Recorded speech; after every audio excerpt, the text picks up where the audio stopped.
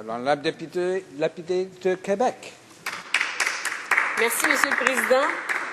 C'est un honneur pour moi de parler aujourd'hui de la motion soulevée par mon collègue de St. John's-Est qui vise essentiellement à maintenir les services des centres de recherche et de sauvetage, notamment ceux de Québec et de St. John's.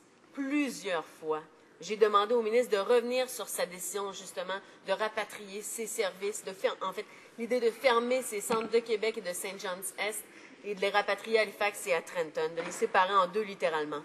Mais toutes les fois que j'ai interpellé le ministre, il a fait sourde oreille à chaque fois. Il n'a jamais daigné venir à Québec pour voir ce qui s'y faisait, pour parler avec les employés de la garde côtière canadienne. Donc, j'abonde dans le même sens que mes collègues par rapport aux consultations publiques. C'est sûr qu'on n'a pas été à l'écoute du tout des populations locales. Depuis un an, déjà, j'ai suivi ce dossier. J'ai posé plusieurs questions en Chambre depuis juin dernier. J'ai fait plusieurs conférences de presse et j'ai rencontré non seulement les employés du Centre de Québec, j'ai visité le centre également, j'ai vu ce qu'ils faisaient au quotidien. J'ai également rencontré plusieurs organisations, des élus, des associations. Vous savez, plus de 117 résolutions ont été adoptées à ce jour par des municipalités riveraines et des associations, des organismes. C'est beaucoup. Je me souviens encore du jour où il y en avait seulement quelques-uns et que c'est moi qui les informais de ce qui allait être fait. Mais depuis, tout le monde à qui j'en parle, justement, différentes associations n'en reviennent pas de cette décision qui est fort néfaste. Nous avons l'appui, donc, de secteurs aussi variés que d'associations de plaisanciers, de pêcheurs, de policiers, de pompiers, d'armateurs, de clubs nautiques et j'en passe. Le Centre de Québec est le seul centre officiellement bilingue au pays. Fermer ce centre, ce serait une très mauvaise décision, bien évidemment. Il en va du respect des francophones. Quand il s'agit de langue française, je ne peux pas mâcher mes mots. Je ne peux pas dire jusqu'à quel point c'est important de se battre pour la préservation de la langue française. On a le droit, nous, francophones, canadiens, d'être compris dans notre langue. Et lorsqu'il s'agit, par exemple, d'appels de détresse qui ont lieu sur les voies navigables, par exemple du fleuve Saint-Laurent ou du Golfe, on a le droit, nous, Canadiens francophones, d'être compris dans notre langue maternelle. D'autant plus que, même si on est bilingue, lorsqu'il s'agit de détresse, il se peut qu'on en oublie notre langue, qu'on en oublie justement, qu'on ne parle plus de la même façon parce que justement, il s'agit de détresse. Donc, c'est important de comprendre ça. J'entendais mes collègues de Terre-Neuve qui me disaient, vous savez, des fois, il y a même des anglophones qui ne comprennent pas notre anglais de Terre-Neuve. Donc, à ce moment-là, on peut bien comprendre que c'est difficile d'avancer dans cette décision-là.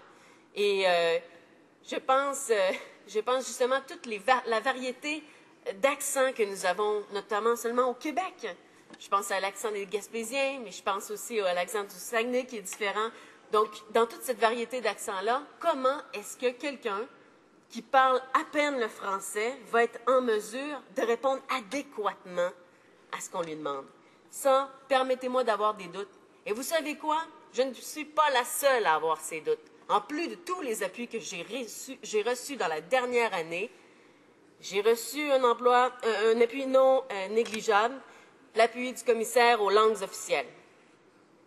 Ottawa n'a pas tenu compte de la loi sur les langues officielles et nous attendons toujours le dépôt du rapport final du commissaire, mais selon lui, l'analyse des effectifs disponibles en Nouvelle-Écosse et en Ontario fait dire au commissaire des langues officielles que la possibilité d'obtenir une réponse en français en tout temps ne serait pas garantie. C'est extrêmement inquiétant.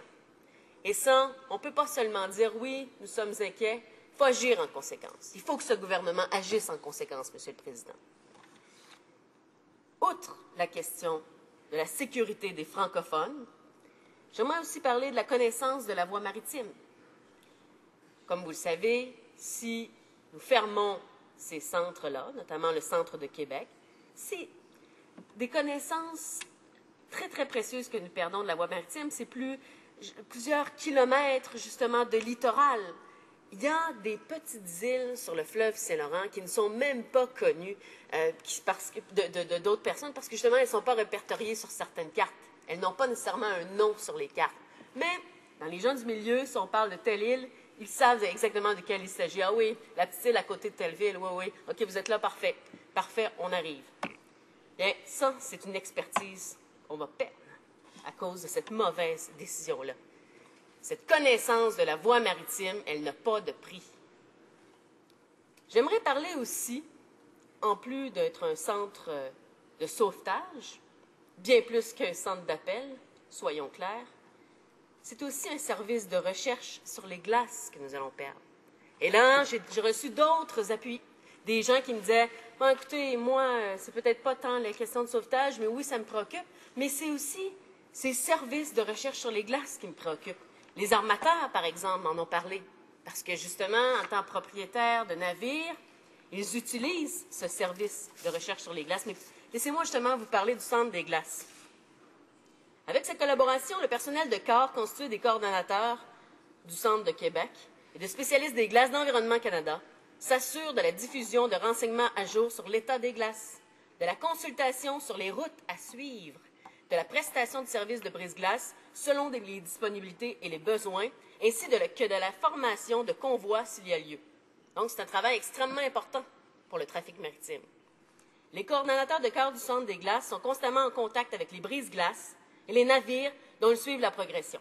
Le personnel de corps est également en contact direct avec les agents maritimes, les armateurs, justement, les affréteurs et les autorités portuaires, selon les besoins. De plus, les aéronefs de la patrouille de reconnaissance des glaces et le Service canadien des glaces à Ottawa travaillent en tout temps avec le Centre des glaces pendant toute la saison de navigation, donc qui permettent justement de coordonner ça. Et c'est ce qui faisait notamment que le Centre de recherche et de sauvetage de Québec travaillait à l'année longue et pouvait vraiment être extrêmement efficace parce qu'à la fois, ils avaient une expertise en sauvetage, à la fois une expertise en recherche. C'est quand même un centre qui a fait beaucoup et qui continue de faire beaucoup à ce jour, puisqu'on a encore décidé de le garder jusqu'ici. Revenir sur... En fait, l'idée de fermer le Centre de Québec, c'est revenir 35 ans en arrière. En 1977, quand on s'est dit, écoutez, il faudrait peut-être créer le Centre de Québec, parce qu'on se rend compte qu'on a besoin d'une expertise, non seulement pour comprendre les francophones, langue française, mais aussi pour toute cette connaissance de la voie maritime. Alors, c'est les raisons mêmes qui ont créé 35 ans plus tôt ce centre-là. Et puis là, soudainement, ça serait plus important pour ce gouvernement-là. Soudainement, on reviendrait 35 ans en arrière sous prétexte de je ne sais trop, parce qu'on ne va pas plus sauver de l'argent. Ça, c'est certain. Il y a aussi un autre point qui est bien important à souligner pour moi. Les gens qui travaillent au Centre de Québec ont développé, ont tissé des liens privilégiés avec toutes les personnes des centres d'urgence 911 du Québec. Ils savent à ce moment-là que quand ils vont lancer un appel à tel endroit, ça va être tel centre 911 du Québec, justement, qui va récupérer l'appel, puis ils vont pouvoir coordonner l'intervention pour pouvoir agir. Eh bien, toute cette expertise-là va être perdue. Je ne peux pas passer sous silence aussi le fait que devant, justement, le fait qu'ils n'arrivent pas à trouver des gens pour combler les postes à Trenton, parce que personne ne va aller à Trenton, c'est très difficile d'obtenir justement des francophones qui vont aller là. Ils ont décidé d'aller d'appel d'offres et ils ont décidé de baisser la qualification des gens. Même la haute gestion est préoccupée par le peu de candidats spécialisés et bilingues qui ont manifesté leur intérêt pour aller à Trenton. Quels sont les frais de logistique, justement, par rapport à ça?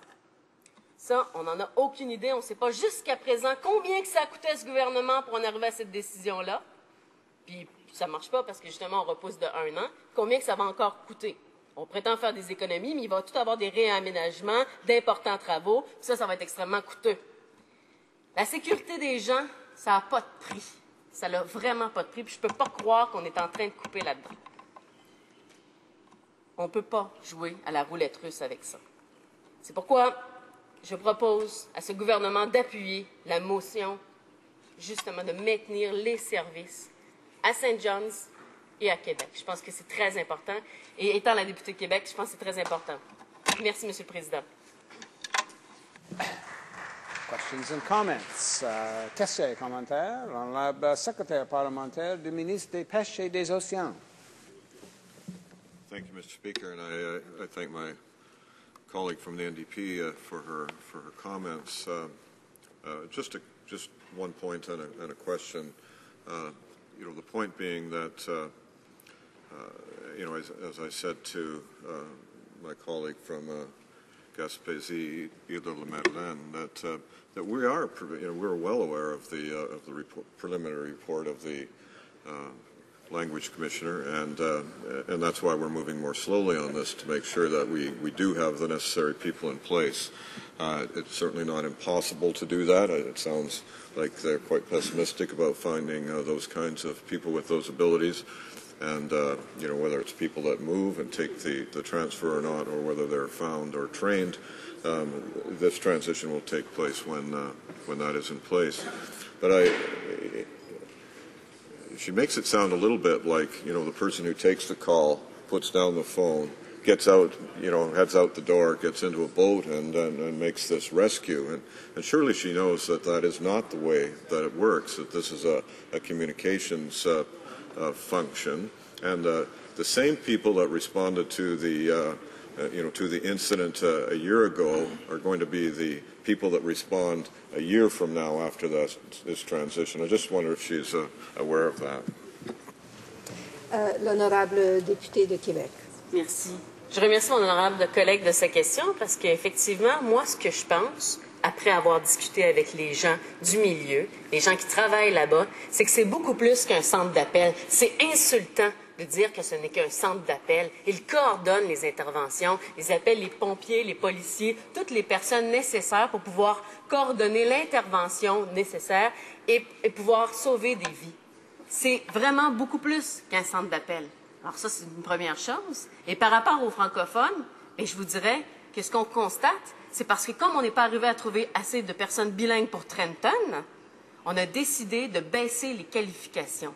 Baisser dans l'expérience des gens, baisser dans leurs qualifications, baisser dans la langue, oui, j'y vois comme une insulte. Merci. Questions et commentaires. The honourable member for St. John's East. Thank you, Madam Speaker. A note with the member for Quebec that the centre in Quebec, as the one in St. John's, were set up 35 years ago in 1977 as specific separate centres because of the need for local knowledge, whether it be of geography, maritime conditions, or language. In both cases, I should say, but more so, I suppose, in your case. But now, what has changed after 35 years to say that instead of having 6 coordinators on at one time, 2 in each of Quebec and St. John's and Halifax, there now is only going to be 3 serving the same area? Le député de Québec. Quelle belle question. Qu'est-ce qui a changé? Qu'est-ce qui a changé? Effectivement, c'est la question. Bien, moi, je pense que ce qui a changé, c'est que maintenant, nous avons un gouvernement conservateur, majoritaire, qui se croit tout permis, puis qui n'écoute pas les populations locales, puis qui n'écoute pas les experts là-dedans. Parce que nous, ici, nous ne sommes que des représentants. Nous sommes là pour représenter notre collectivité. Nous sommes là pour amener leurs préoccupations ici, dans ce Parlement, les écouter sur le terrain et ramener ici les débats qui en valent la peine. Et en voilà un qui en vaut la peine. Il s'agit de maintenir les services de St. John's East et de Québec. Alors, si ce gouvernement conservateur peut faire preuve de bonne foi et garder les investissements en sécurité, ce serait apprécié.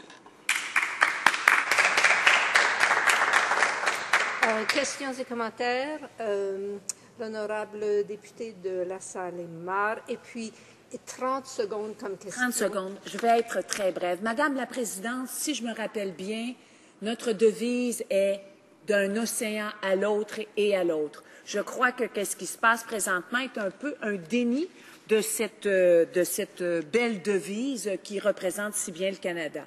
On semble comprendre qu'il y a ici des économies de bout de chandelle. Alors, j'aimerais que ma collègue, qui a si bien parlé, pourrait nous parler, encore une fois, élaborer sur la perte d'expertise. J'ai trouvé ça très intéressant qu'elle nous parle de la perte d'expertise au niveau de l'étude des glaces. 25 secondes comme réponse.